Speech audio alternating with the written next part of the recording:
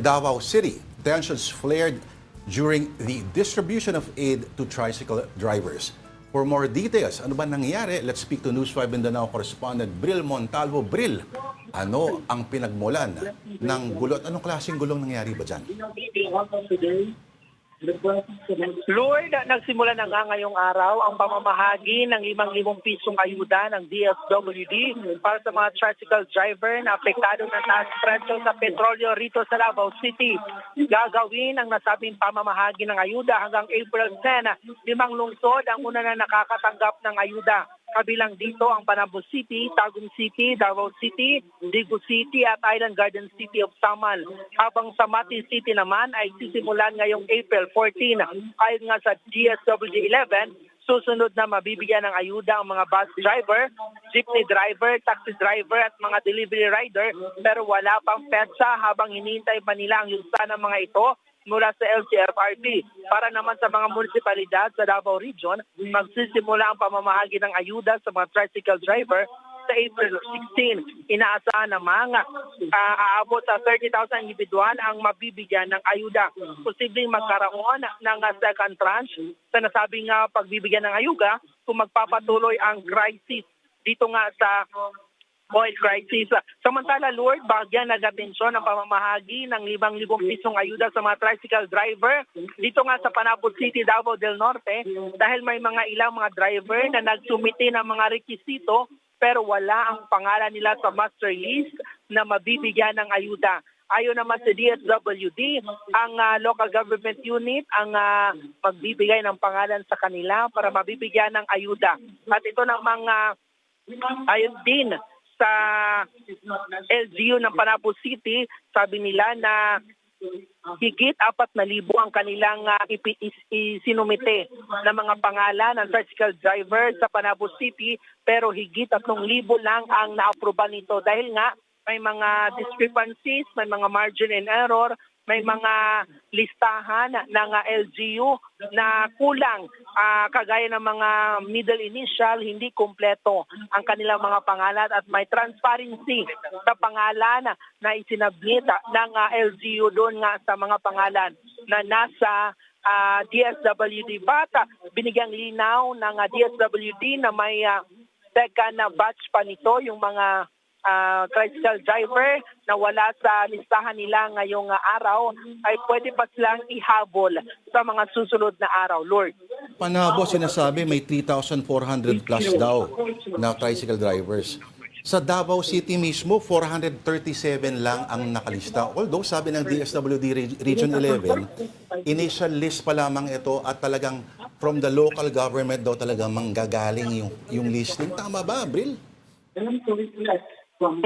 Lord, tama ka nga dyan. Dito nga sa Davao City ay aabot lang sa higit 400 na mga tricycle driver as yung isinumiting pangalan ng LGU Davao City doon nga sa DSWD. Kasi yung isinumiti nilang pangalan ay ito yung mga legit drivers, may mga franchise doon nga sa City Transport and Traffic Management Office, meaning ito silang mga isinabit ng LGU doon sa DSWD ng Davao City ay mga hindi kolorum. Hindi pa isinama ng Davao City LGU yung mga kolorum o ito ngang walang franchise.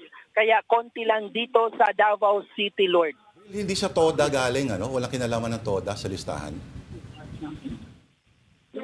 Lord, dito naman sa Davao City, tama ka nga, walang kinalaman yung TODA sa listahan.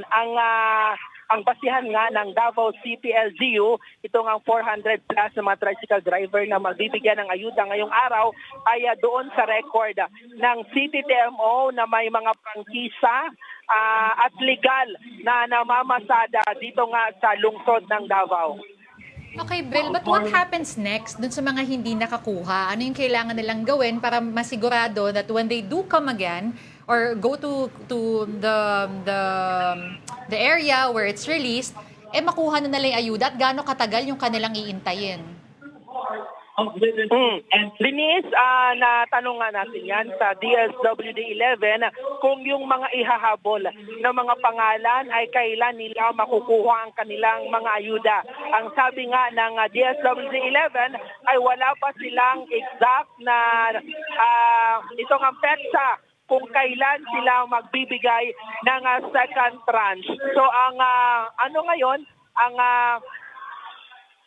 ang mabibigyan ngayon ay yung first batch lang muna ngayong araw hanggang sa Biyernes, Denise. Aminado rin kasi DSWD na hindi ganun karami yung mga pangalan sa listahan. Yes. Pero alam nila, so conscious sila na may susunod pa at sa susunod baka mas marami pa. No? In the meantime kasi ngayon, ang Samal, ang pinakamarami pala ay Digos, Digos Bril? City. Digos City, nasa 4,300 plus. Mati kasabay din, Tagum, Panabo, kung nasan si Bril ngayon. Pero totoo ba, Bril, ang mga PUJ daw, taxi drivers, bus drivers, and delivery riders ay wala pang schedule?